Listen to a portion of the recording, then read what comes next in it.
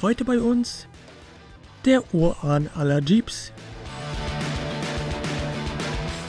2 Winzlinge im Test und eine Automobillegende feiert ihr 70. Jubiläum.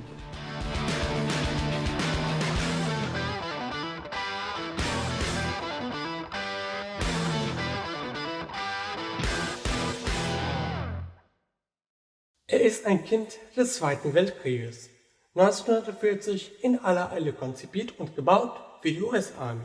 Und seine Aufgabe war zu Beginn keine geringere, als erst einmal die Welt zu befreien. Danach kam der Fahrspaß für alle.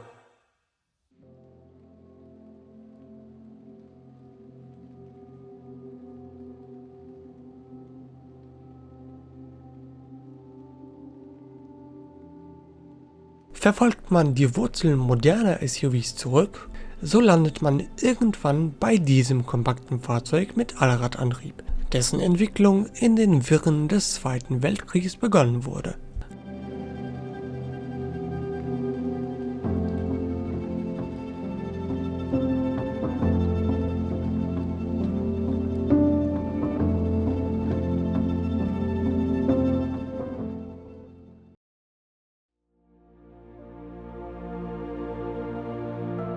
Das US-Militär beauftragt die Automobilhersteller Bantam, Ford und Willys damit, auf der Grundlage eines Entwurfs von Bantam ihre eigenen Prototypen zu entwickeln und zu produzieren. Vorgaben? Bitteschön. 980 Kilogramm Leergewicht, mindestens 363 Kilo Zuladung, Radstand maximal 2 Meter, Spurweite 119 cm, 45 Grad Böschungswinkel vorne, 35 Grad Böschungswinkel hinten, minimale Bodenfreiheit 16 cm, Höchstgeschwindigkeit 88 km/h auf Asphalt und ein Kriechtempo im gleichnamigen Gang von 5 km/h im Gelände. Schwimmfähigkeit ab 460 mm Wassertiefe. Maximale Höhe bei nach vorn geklappter Windschutzscheibe 91 cm und zu guter Letzt ein Motor mit mindestens 115 Nm Drehmoment.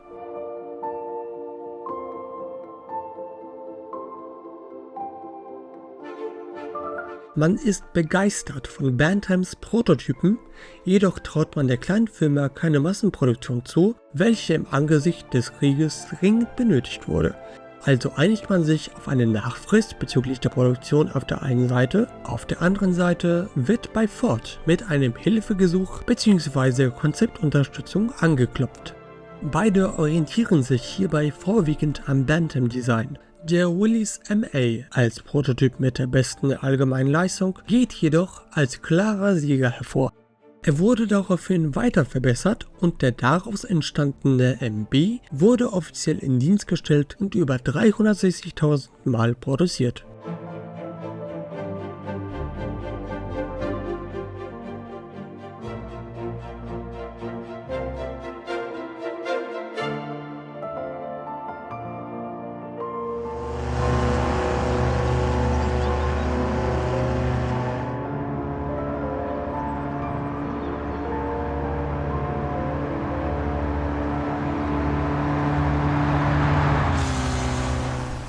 Bald nachdem die ersten Fahrzeuge an die Armee ausgeliefert worden waren, ließen sich die Soldaten verschiedene Spitznamen einfallen wie Beep, Blitzbuggy, Bug, Chigger, Midget, Peep, Puddle-Jumper und Jeep. Dieser letzte Name, so eine Annahme, geht auf die Comicfigur Eugene the Jeep zurück, die erstmals 1936 in den damals sehr populären Popeye-Comics aufgetaucht war. Weil Eugene für Popeye allerlei schwierige Aufgaben löste, wurden fähige Leute in der Umgangssprache bald als Jeep bezeichnet. Annahme Nummer 2 besagt, dass Jeep einfach die lässige Aussprache der Abkürzung GP für General Purpose Vehicle, also Universalfahrzeug, unter den US-Militärs gewesen sei. Und ich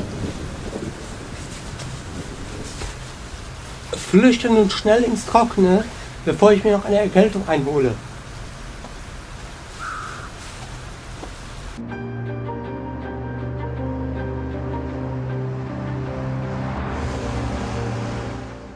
Der Willys MB besaß beste Voraussetzungen für den schwierigen Job. Eine simple, robuste Konstruktion gepaart mit einem 60 PS starken 2,2 Liter Benziner, der den klangvollen Namen Go Devil trug. Ein zusätzlich zuschaltbarer Allradantrieb machte den Jeep zum Allesüberwinder. Da, wo der Allesüberwinder aus eigener Kraft nicht weiterkam, halfen Spaten, Axt und Winde nach, stets griffbereit. Nach Kriegsende meldete Willys Jeep als Handelsmarke an und veröffentlichte auf Basis des MB ein ziviles Modell. Dank zahlreicher Schilderungen der zurückgekehrten Soldaten, die die Leistung und Geländetauglichkeit des MB lobten, wurde das Auto für Willys ein Erfolg auf ganzer Linie. Mit einem Leiterrahmen und einer Starrachse als Basis bewies dieses Auto späteren Generationen seine Überlegenheit einer einfachen, widerstandsfähigen Konstruktion, wenn diese mit einem Allradantrieb kombiniert wird. Doch was wäre rein theoretisch, wenn wir den Urgroßvater aller Geländewagen mit dem bis vor kurzem stärksten Motor von Dodge kombinieren? Einfach so aus einer Laune heraus, weil wir es können.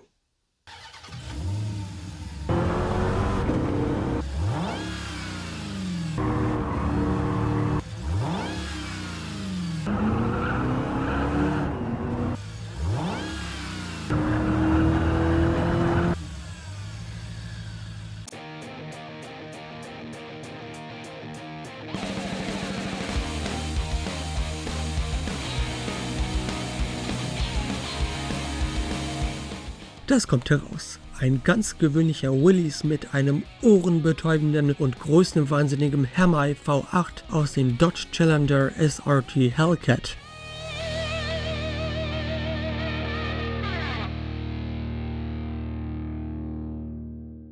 Hier haben wir es mit der vierfachen Steigerung der Leistung des Original Willys Motors zu tun. Aus einem Saugmotor mit 2,2 Litern Hubraum wurde ein Kompressor mit unglaublichen 6 Litern Hubraum von 0 auf 100 in 4,2 Sekunden. Auch die PS-Zahl stieg naturgemäß an. Waren es davor knappe 60 PS, warten nun unglaubliche 717 PS voll ausgefahren zu werden. Diese ganze Power wiegt aber, und das nicht zu knapp.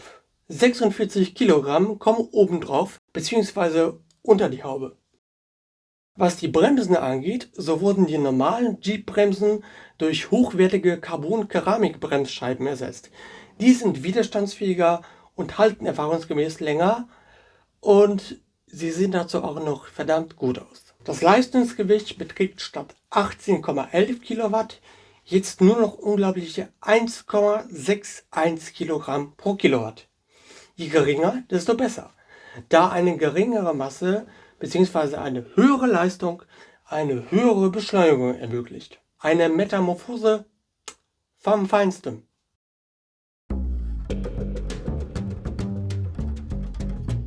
Um herauszufinden, wie schnell der schnellere Willys tatsächlich ist, lassen wir ihn auf dem Willow Springs Speedway 90 Kilometer nördlich von Los Angeles gegen sich selbst antreten.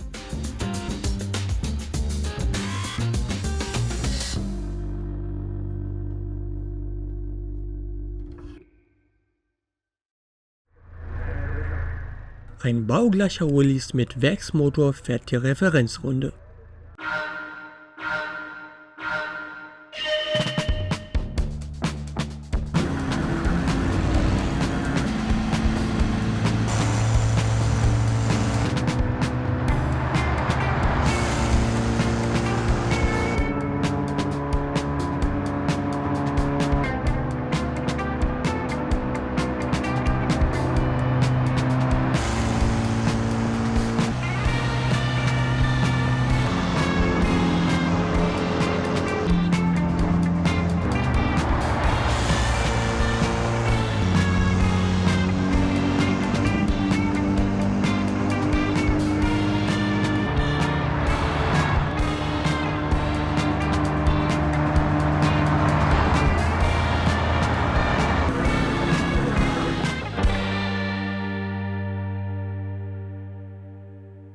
Dann ist der zweite Willys an der Reihe.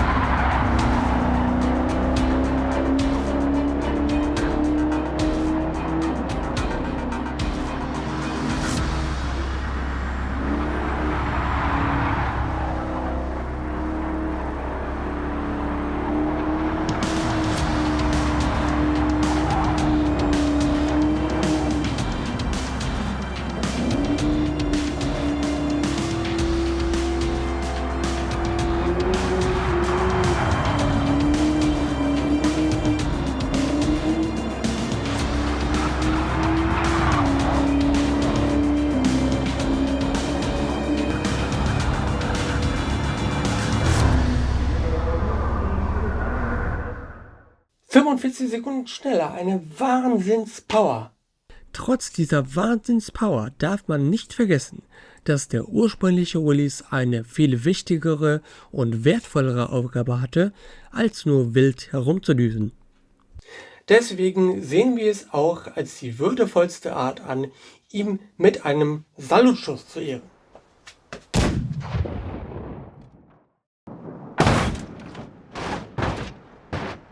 Welcher gehirnamputierte Volllack hat die Kanone abgefeuert?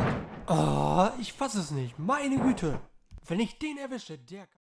Widmen wir uns nun zwei Kleinwagen, die sich voneinander unterscheiden wie Espresso und Tee. Auf der einen Seite ein winziger Italiener, der so aussieht, als ob er in die Kategorie Haustier fällt.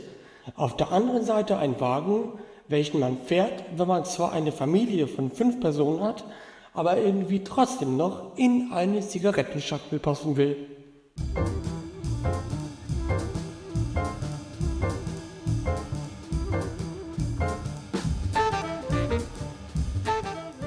Wir schreiben das Jahr 1959, eine Zeit, in der Autodesigner in ihren Laboren über futuristischen Schnickschnack brüten, Ford es gelingt, Ferrari beim 24-Stunden-Rennen von Le Mans zu besiegen,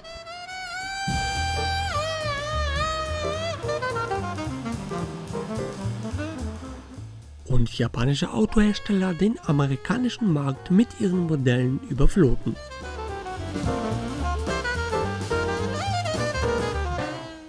Aber plötzlich betritt ein Außenseiter die Bühne, ein gewisser Sir Alec Izaguirre, ein Mann mit einer Vision, der die Automobilwelt revolutionieren sollte. Und zwar mit einem Gefährt, welches sein Format im Namen trägt. Der Mini. Er ist anders als die anderen. Auf der einen Seite klein und kompakt, auf der anderen Seite mit mehr Platz im Innenraum als manche Autos doppelter Größe. Aber es ist nicht nur das clevere Raumkonzept, das den Mini auszeichnet. Es ist sein Charakter, seine Persönlichkeit. Ein Auto, das mehr ist als nur eine Ansammlung von Metall und Schrauben.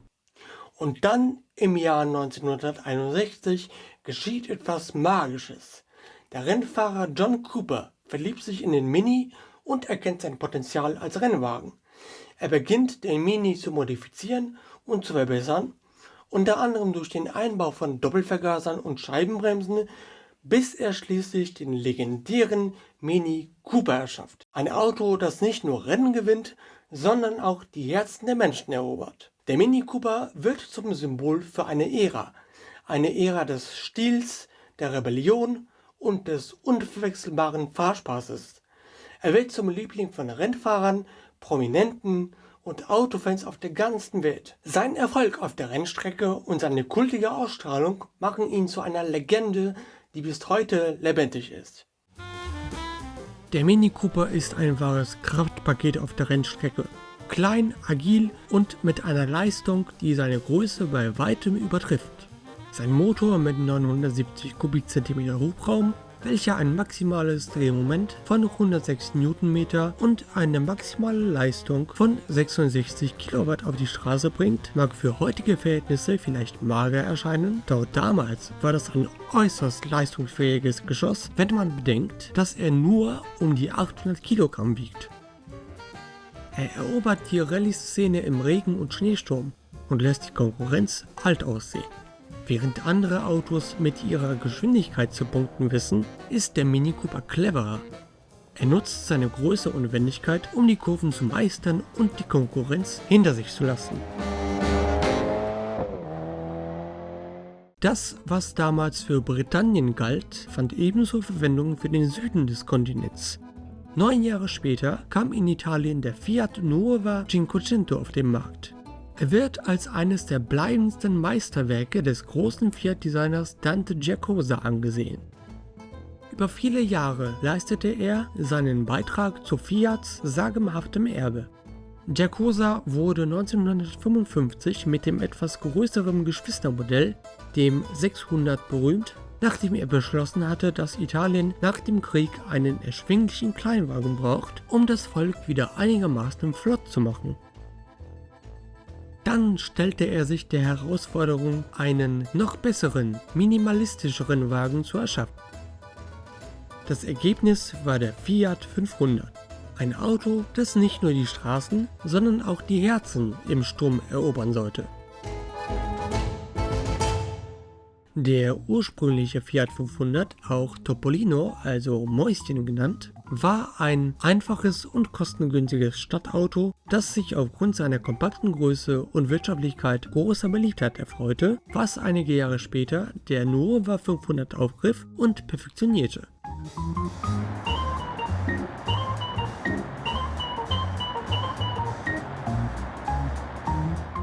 Dank der dicken Radkästen, die die Reifen wirklich gut hervorheben, scheint der 500 immer in Bewegung zu sein.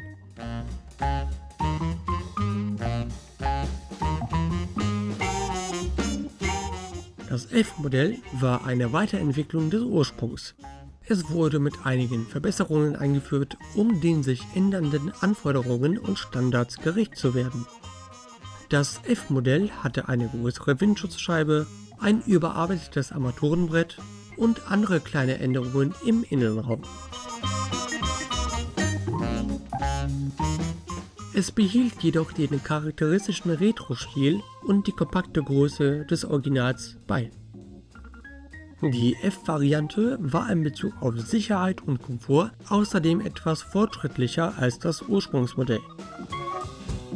Mit unter 3 Metern Länge fällt der 500 recht klein aus, aber dank platzsparendem Heckmotor finden 4 Leute Platz. Es müssen aber äußerst dünne Leute sein. Doch es war nicht nur das technische Know-how, das den Fiat 500F auszeichnete. Es war seine Persönlichkeit, sein unverwechselbares Design, das die Menschen sofort in seinem Bann zog. Die runden Formen, die verspielten Details. Der Fiat 500F verkörperte den Geist einer Ära, in der Individualität und Stil gefeiert wurden. Und dann, als der Cinquecento F auf die Straßen dieser Welt losgelassen wurde, begann er die Herzen der Menschen zu erobern. Mit seinem kompakten Format und seiner agilen Fahrweise wurde er zum perfekten Begleiter für die Stadt und das Land gleichermaßen. Ein Auto, das einen nicht nur von A nach B brachte, sondern auch ein Lächeln auf die Gesichter der Menschen zauberte. Von den belebten Straßen Roms bis hin zu den malerischen Dörfern der Toskana. Der Fiat 500F wurde zum Symbol für die italienische Lebensart und den Sinn für Freiheit.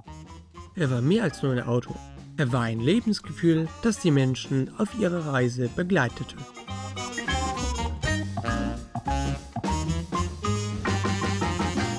Mit einem Gesamtgewicht von nur 520 Kilogramm war der Fiat 500F das Ergebnis einer kontinuierlichen Evolution, bei der jedes Detail sorgfältig geprüft und optimiert wurde. Von der Karosserie bis zum Motor mit den namensgebenden 500 Kubikzentimetern des Hubraums, einem maximalen Drehmoment von 30 Newtonmeter und einer maximalen Leistung von 12 Kilowatt. Jedes Element wurde mit Hingabe und Leidenschaft gestaltet, um ein Auto zu schaffen, das nicht nur funktionierte, sondern auch begeisterte. Okay, wir wissen, dass die beiden Winzlinge sehr wendig sind. Doch wer ist schneller? Um diese Frage ein für alle Mal zu klären, hilft nur ein, na klar, Beschleunigungsrennen.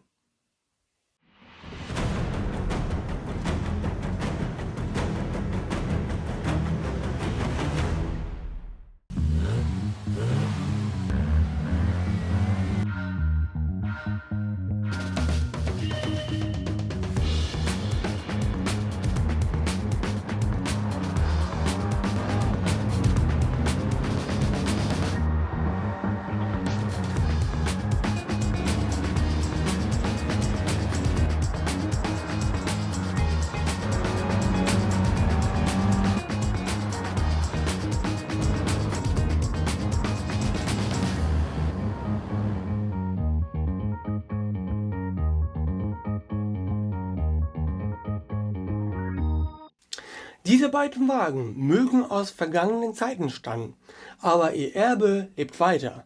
Sie sind Symbole für eine Ära, in der Einfachheit und Spaß am Fahren im Mittelpunkt standen. Sie erinnern uns daran, dass es nicht immer um Höchstgeschwindigkeiten geht, sondern um das Lächeln in unseren Gesichtern, welches wir tragen, wenn wir hinter dem Lenkrad sitzen. Was können wir von diesen Zwergen lernen? Nun, dass Fahren nicht nur eine Fortbewegung ist, sondern eine Leidenschaft, ein Stück Geschichte und vor allem ein Quell des puren Vergnügens.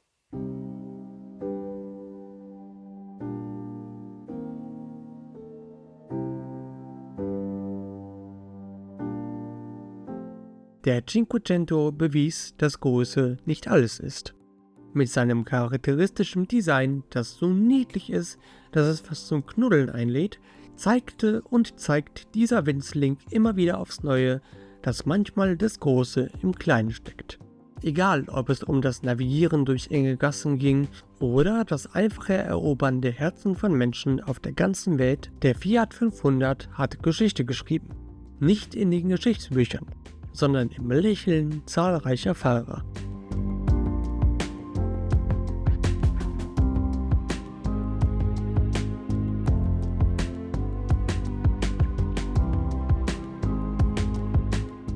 Und der Mini? Er ist derjenige, der den Begriff Kult neu definiert hat. Dieser britische Charmeur hat die Straßen mit seinem einzigartigen Design und einer Portion Frechheit erobert. Er hat bewiesen, dass man trotz seiner geringen Größe großen Spaß haben kann. Von den engen Kurven der Stichschluchten Londons bis zu den gewundenen Landstraßen der Highlands in Schottland. Der Mini ist mehr als nur ein Auto. Er ist ein Lebensgefühl. Zusammen mit dem VW Käfer sind diese Autos die legendärsten der europäischen Automobilgeschichte. Der Fiat und der Mini. Sie mögen zwar nicht mehr so oft auf den Straßen von heute unterwegs sein, aber sie sind und bleiben eine Erinnerung daran, dass Autos mehr sind als nur Transportmittel. Sie sind Teil unserer Identität, unserer Geschichte und unserer unstimmbaren Liebe zum Fahren. In diesem Sinne auf die unvergesslichen Zeiten, die diese beiden Legenden in unseren Herzen geschaffen haben und mit Sicherheit noch schaffen werden.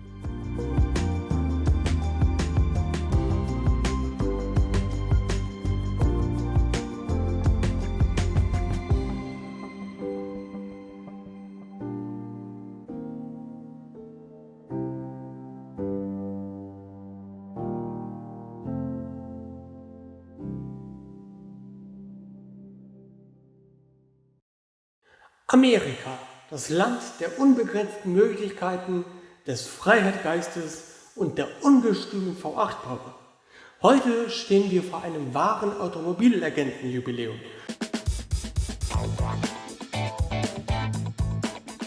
Vor kurzem feierten die Amis das 70-jährige Jubiläum ihrer Marke. Dies nahmen wir zum Anlass, um uns ein bisschen genauer mit der Historie dieser Marke zu beschäftigen.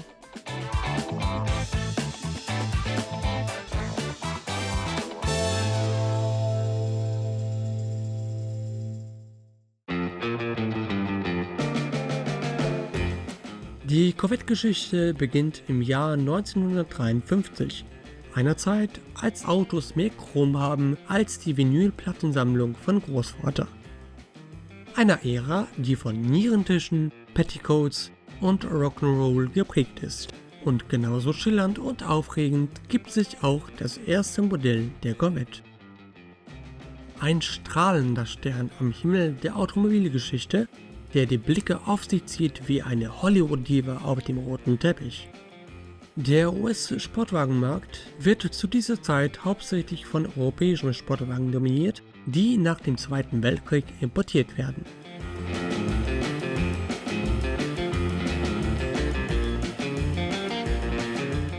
General Motors will dies ändern und veröffentlicht die Corvette.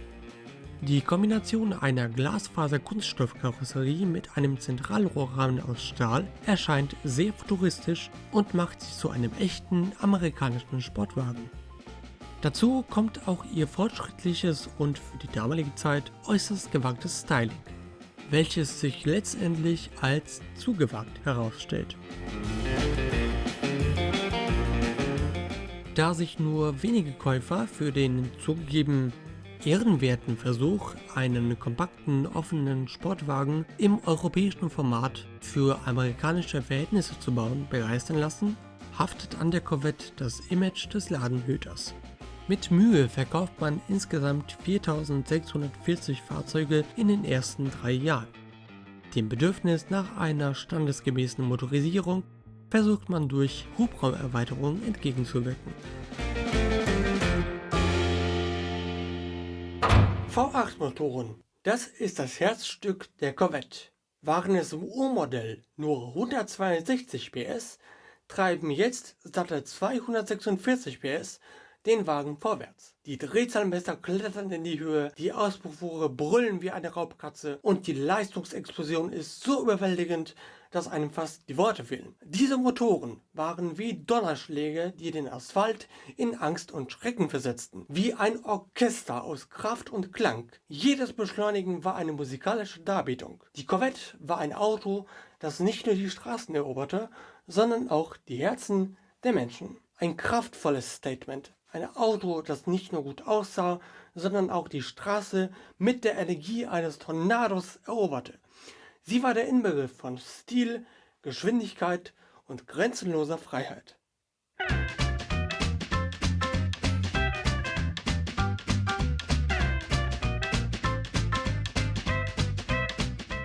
Wo Eleganz auf ein bisschen Macho-Gehabe trifft, da ist das Facelift-Modell nicht weit. Es ist, als hätte Chevrolet das ursprüngliche Design genommen, ihm kräftig die Hand geschüttelt und gesagt: Weißt du was, alter Knabe, lass uns ein bisschen mehr Pep hinzufügen. Das Ergebnis: eine Corvette, die mit heruntergeklapptem Verdeck über den Rodeo Drive cruisen könnte, mit Sonnenbrille auf der Nase und einer lässigen Haltung, die schreit: Ich bin hier, um Köpfe zu verdrehen und Herzen zu brechen. Besseren Einklang mit der sportlichen Ausstrahlung verspricht die Corvette ab dem Zeitraum 1956 bis 62 ebenfalls. Anstatt zweier Einzelscheinwerfer leuchten nun Doppelscheinwerfer den Weg in die Zukunft. Ebenfalls fanden zahlreiche ästhetische Verbesserungen den Weg in die neuen Chevys. Darunter eine geänderte Kühlergrillgestaltung, seitliche Gitteröffnungen und ein allgemein flüssigeres Erscheinungsbild. Dieses Facelift verleiht der Corvette ein dynamischeres und aggressiveres Aussehen, das besser zu ihrem sportlichen Charakter passt. Die komplett überarbeitete Kunststoffkarosserie birgt nun eine Motorenpalette, die von ziemlich schnell bis das ist absurd reicht.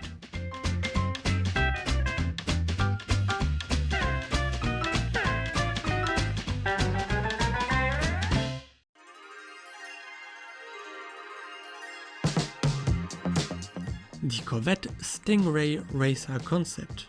Ein Auto, das so atemberaubend war, dass es die Definition von Schönheit neu definierte.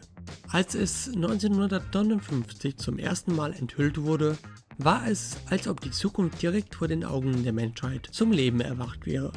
Die Form, die Linienführung, die Eleganz. Es war wie ein Stück moderner, futuristischer Kunst auf 4 Rädern. Aber der Wagen hatte nicht nur ein hübsches Gesicht. Unter seiner Haube befand sich ein 318 PS starker Small-Block-Motor, der wie ein wilder Riese erwachte, wenn er gestartet wurde.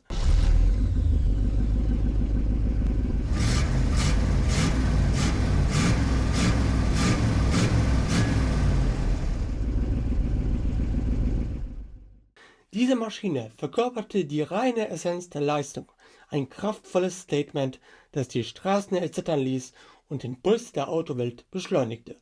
Der Wagen war ein echtes Kunstwerk der Ingenieurskunst. Die futuristische Karosserie war nicht nur schön anzusehen, sondern auch funktional.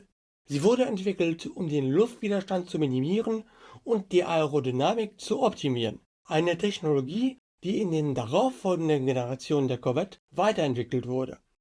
Aber der Einfluss des Stingray Racers ging weit über seine technischen Aspekte hinaus. Er hatte die Designsprache der Corvette für Jahrzehnte geprägt. Die charakteristische Seitenlinie, die geschwungenen Kotflügel, das hintere Stummelflossendesign. Das alles sind Elemente, die im Stingray Racer begannen und in den späteren Modellen der Corvette wiederzufinden sind. Der Stingray Racer war wie ein Versprechen an die Zukunft. Er sagte uns, dass die Corvette immer größer, schneller und beeindruckender werden würde. Und er hielt dieses Versprechen, als der eigentliche Stingray geboren wurde. Ein Auto, das den Stolz Amerika verkörperte und die Automobilwelt auf den Kopf stellte.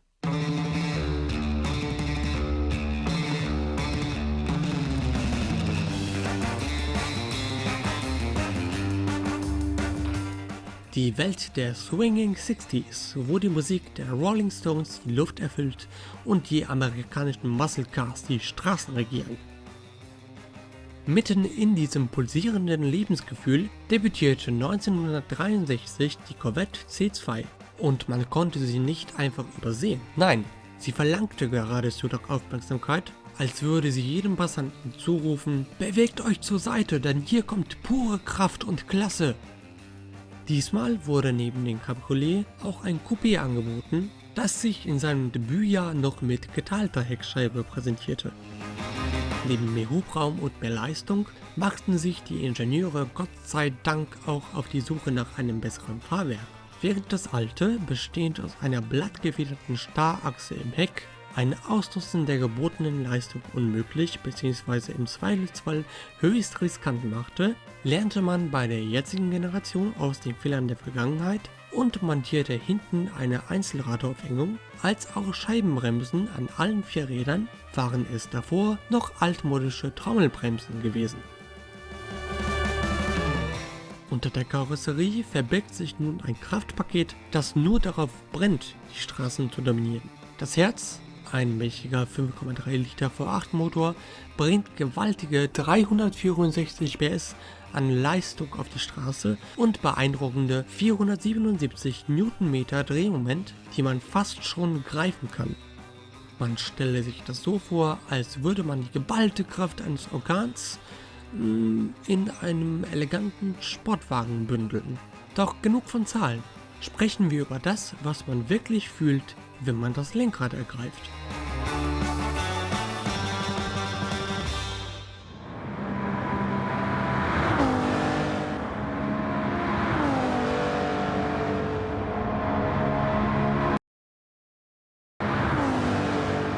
Man drückt das Gaspedal durch und wird eins mit der unglaublichen Beschleunigung, die einen in atemberaubenden 5,5 Sekunden von 0 auf 100 katapultiert, schneller als man Supersportwagen sagen kann. Und wenn man die Möglichkeit hat, eine gerade Strecke auszukosten, dann wird man feststellen, dass die Corvette Geschwindigkeiten von rund 240 km/h mühelos erreicht. Es ist, als würde man mit einem Raumschiff auf der Autobahn unterwegs sein. Während man sich vom 63er C2 verzaubern lässt, sollte man sich bewusst machen, welch eine bahnbrechende Entwicklung er repräsentiert. Eine Zeit, in der das Fahren nicht nur eine Aufgabe war, sondern ein Erlebnis, eine Verbindung zwischen Mensch und Maschine, die ohne Fahrhilfen auskam. Das pure, unverfälschte Fahrerlebnis. Inmitten einer Ära, die nicht nur den Pioniergeist der Vergangenheit fortführt, sondern auch die Messlatte für Geschwindigkeit, Eleganz und modernste Technologie auf ein neues Niveau hebt, steht auch schon die nächste Generation in den Startlöchern. Was die schwungvoll gezeichnete Karosserie mit den betonten Radhäusern schon im Stand versprach, wurde auf der Straße Wirklichkeit. Fahrdynamik satt, dank viel Leistung aus viel Hubraum. Unser Exemplar von 1969 hat zwar nur 5,7 Liter zu bieten, doch mit bis zu 7,4 Litern maximal verfügbaren Hubraums waren die Motoren nicht nur großzügiger dimensioniert, sondern mit maximal 465 PS nach amerikanischer SAE-Norm bzw. 354 PS in unserem Exemplar auch bärenstark.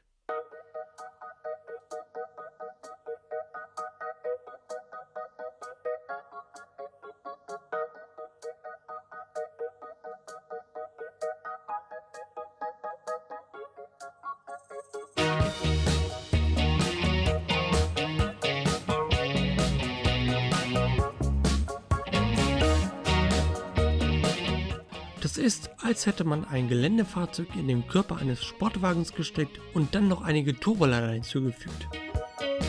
Wenn man das Gaspedal durchdrückt, wird man mit einer Beschleunigung von 0 auf 100 in weniger als 6 Sekunden belohnt. Das ist schneller, als man sich überlegt, ob man für die Barbecue-Soße ins Haus gehen soll oder nicht.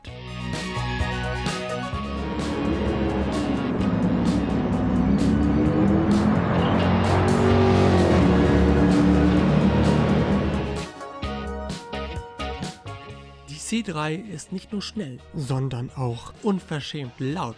Das Donnern des V8-Motors könnte Tote aufwecken und ist eine Hymne an die Kraft, die diese Ikone zu bieten hat.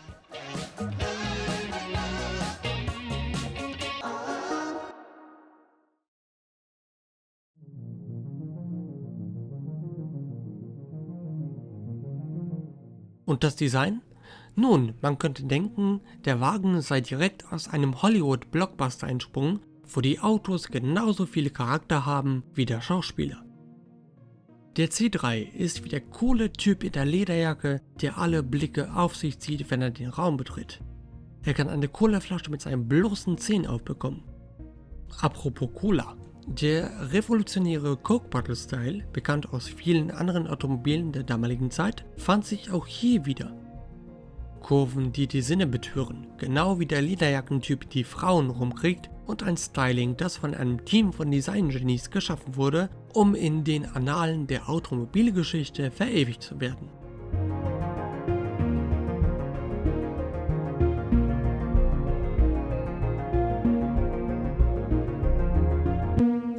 Im Jahr 1984 kommt dann endlich die 4. Generation auf den Markt. Das Vorgängermodell hat zu diesem Zeitpunkt bereits 15 Jahre auf dem Buckel. Sagenhafte 15 Jahre. Das ist länger als manche Ehen halten. Sie sieht aus, als hätte ein DeLorean eine Affäre mit einer Diskokugel gehabt, und hier ist das Ergebnis. Wenn man sich das Vorgängermodell anschaut, könnte man meinen, jemand hätte das Design der Corvette C3 genommen und sie in ein Aerodynamiklabor geschubst. Wahrscheinlich haben sie gesagt, hey, wir wollen ein Auto bauen, das aussieht, als würde es in der Zeit zurückreisen, aber nur bis zu einer coolen 80er-Jahre-Party.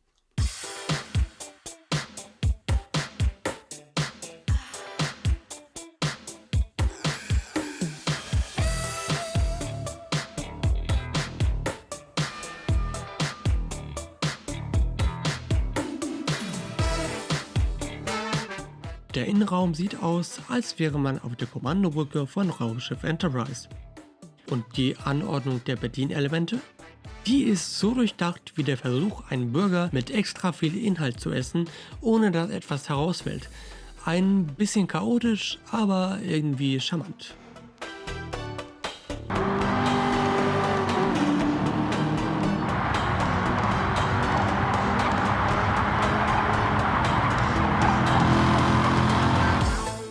Dieses Auto hat die Manien eines Stiers im Porzellanladen, aber ehrlich gesagt, das ist völlig egal.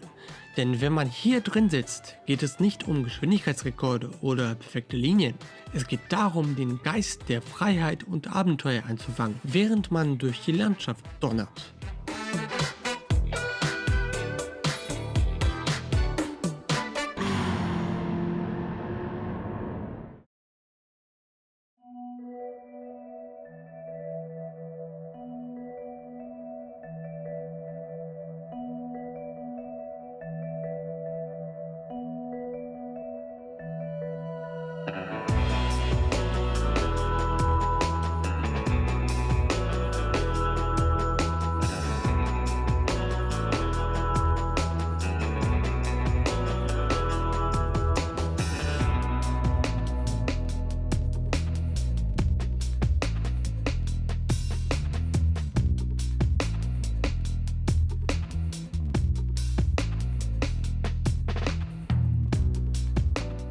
Wenn die C4 aussah, als hätte sie zu viele Energy Drinks genossen, dann ist die C5 wie ein eleganter Gentleman, der gerade von einer erfolgreichen Reise nach Italien zurückgekehrt ist.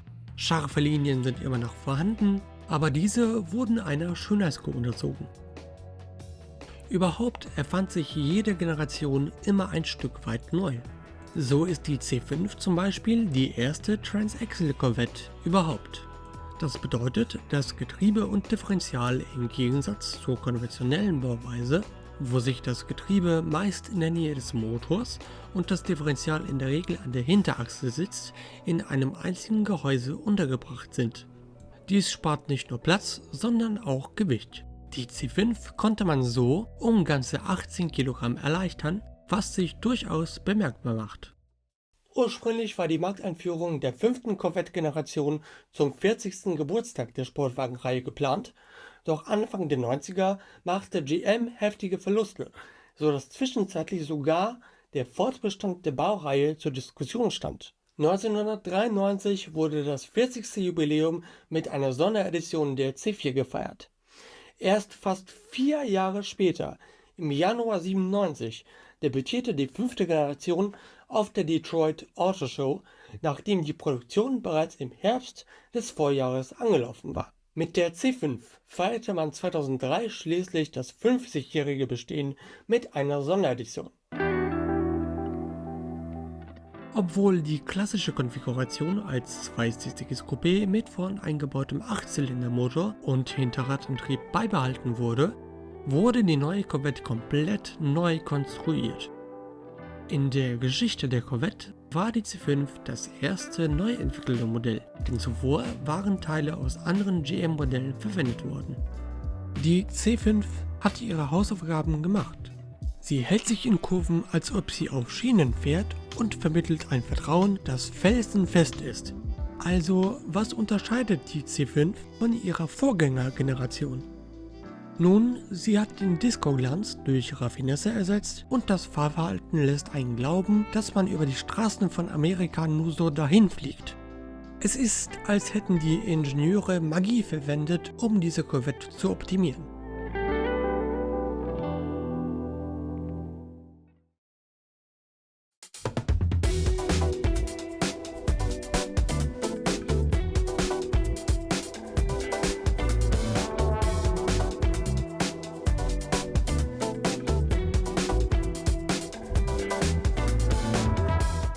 Man kann den Sprung zur nächsten Generation mit der Verwandlung einer Raupe in einen feuerspeienden Drachen vergleichen. Die 6. Generation der Corvette betritt die Bühne mit einem Design, das genauso kühn ist wie ein Texaner, der einen wild gewordenen Bullen einfangen will. Öffnet man die Motorhaube, wird man eine Motorenabteilung vorfinden, die aussieht, als wäre sie von Michelangelo höchstpersönlich gemeißelt worden. Naja, wenn Michelangelo wirklich auf Pferdestärkung gestanden hätte. Sobald man einsteigt, könnte man schwören, dass man nicht in einem Sportwagen, sondern in einem Kampfjet Platz genommen hat. Mit Bedienelementen und Anzeigen perfekt auf den Fahrer ausgerichtet. Es ist, als ob das Auto flüstert: Ich bin hier, um dich lebendig fühlen zu lassen. Schnapp dir jetzt den Schalthebel und halt dich fest.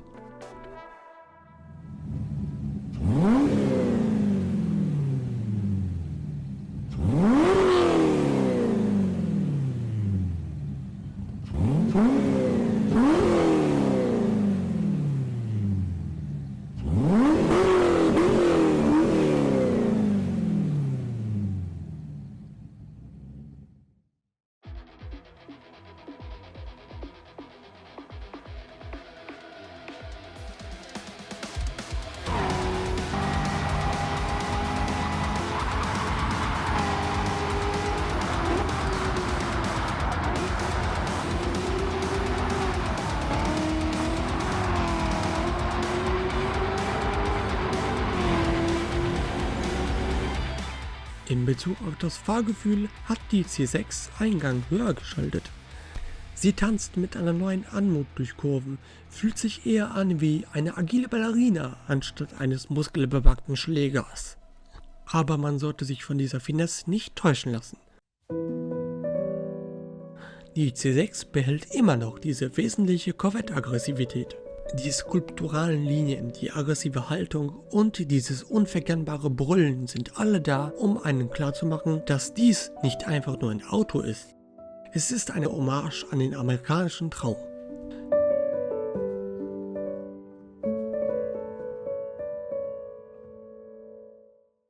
Von der C6 zur C7 zu wechseln, ist wie von einem alten Röhrenfernseher auf einen HD-Flachbildfernseher umzusteigen. Die Design-DNA ist klar erkennbar, aber die Corvette wagt damit auch einige mutige Schritte in die Moderne. Die scharfen Kanten und markanten Konturen der C6 wurden geschickt in die nächste Ära überführt, während die C7 einen Hauch von futuristischem Flair einbringt, als hätte ein Zeitreisender aus der Zukunft dem Designteam ein paar Tipps mit auf den Weg gegeben.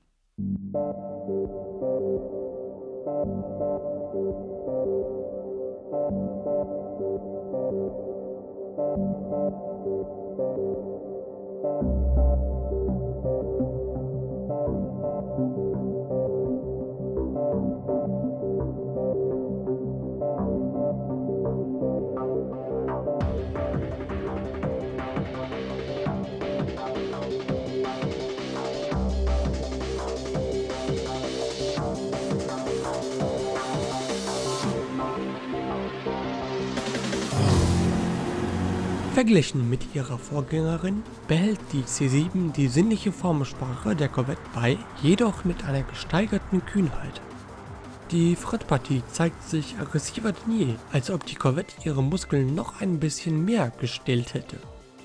Die Scheinwerfer funkeln wie scharfe Augen, die jeden Zentimeter der Straße aufsaugen, während die hinteren Kotflügel einen Hauch von Drama und Aerodynamik hinzufügen, als wäre die Corvette bereit abzuheben, um die Lüfte zu erobern.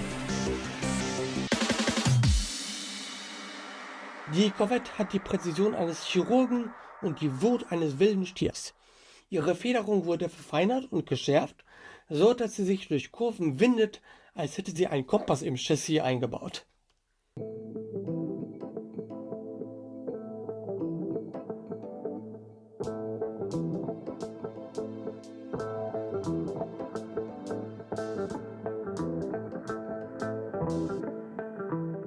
Aber es geht nicht nur um brachiale Kraft. Die Corvette C7 ist auch intelligenter geworden. Ein fortschrittliches Infotainment-System und moderne Technologien begleiten den Fahrer und bieten ein solch individuelles Fahrerlebnis, das die Corvette noch nie gesehen hat. Da wäre zum einen der 5-stufige Drive Mode Selector, der 12 Eigenschaften des Wagens in Bruchteilen auf die Fahrerumgebung anpasst. Die manuelle 7-Gang-Schaltung mit Active Rev Matching, das die Wahl des Ganges vorauskalkuliert, passt für perfektes Schaltverhalten die Motorleistung automatisch an. Leichte Materialien verlagern das Gewicht nach hinten und sorgen so für eine fast ausgeglichene Gewichtsverteilung. Die Motorhaube und die Dachverkleidung haben zum Beispiel Carbon abbekommen, während Karosserie, Türen und die Seitenwände mit Verbundwerkstoff vorlieb genommen haben. Die C7 ist nicht einfach nur eine Weiterentwicklung. Sie ist eine kompromisslose Manifestation von Leistung und Stil, die uns daran erinnert, warum die Corvette seit 70 Jahren die Straßen erobert.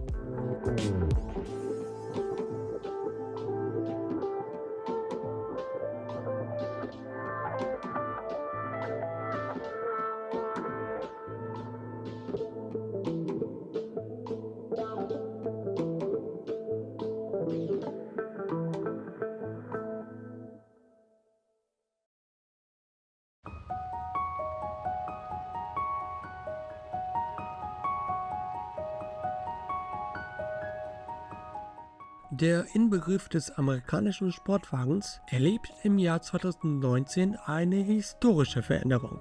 Die in diesem Jahr eingeführte 8. Generation der Corvette ist die allererste mit einem Mittelmotorkonzept.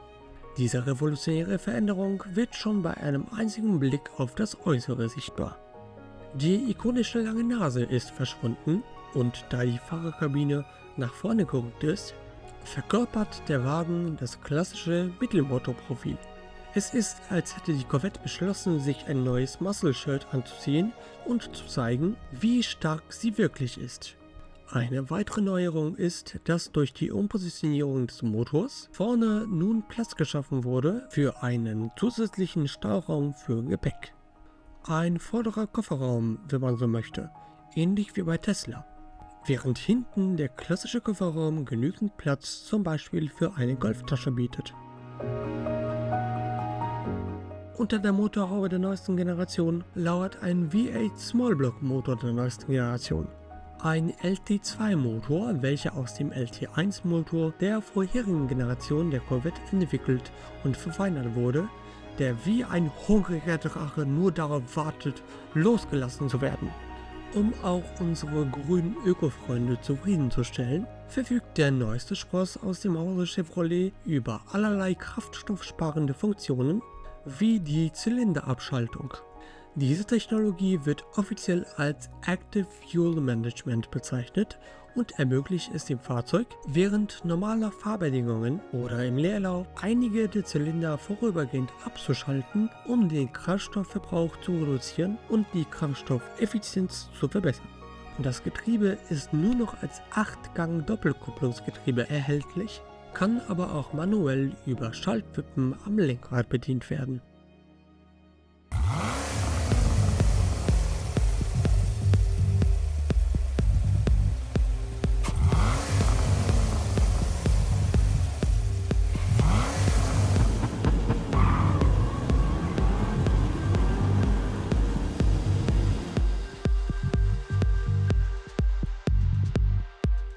Gepaart mit einer Beschleunigung, die den Magen in die Kehle drückt, ist die C8 bereit, den Asphalt in ihre persönliche Rennstrecke zu verwandeln. Es fühlt sich an, als würde man auf einem Hauch von Adrenalin durch die Kurven rasen. Die neu gestaltete Fahrzeugarchitektur und das ausgeklügelte Fahrwerk ergeben eine Kombination, die pure Freude am Fahren vermittelt. Es ist wie eine Achterbahnfahrt auf 4 Rädern, die man immer wieder erleben möchte. Doch es wäre nicht die neueste Generation, wenn sie nicht auch mit innovativen Technologien im Innenraum glänzen würde. Ein hochmodernes, fahrerzentriertes Infotainment-System mit 8 Zoll Touchscreen, eine hochauflösende digitale Anzeige sowie ein Head-Up-Display, das die nötigsten Informationen direkt vor die Augen des Fahrers in die Windschutzscheibe projiziert, lassen das Cockpit wie das Steuer eines Raumschiffs aussehen.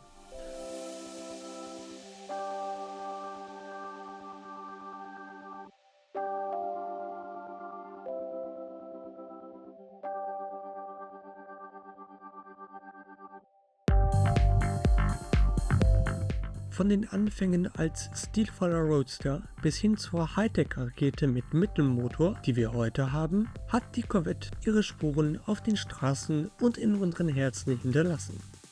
Ein Symbol für amerikanische Kraft und Leidenschaft. Eine Ikone, die mit jedem Brüllen des Motors unsere Herzen höher schlagen lässt. Und so endet unsere rasante Fahrt durch die Corvette-Generation. Eine Reise voller Stil, Performance und purem Adrenalin. Mögen die Straßen ewig von diesen Legenden erzählen, die den Asphalt entfacht haben und unsere Träume auf 4 Rädern wahr werden ließen. Auf die nächsten 70 Jahre.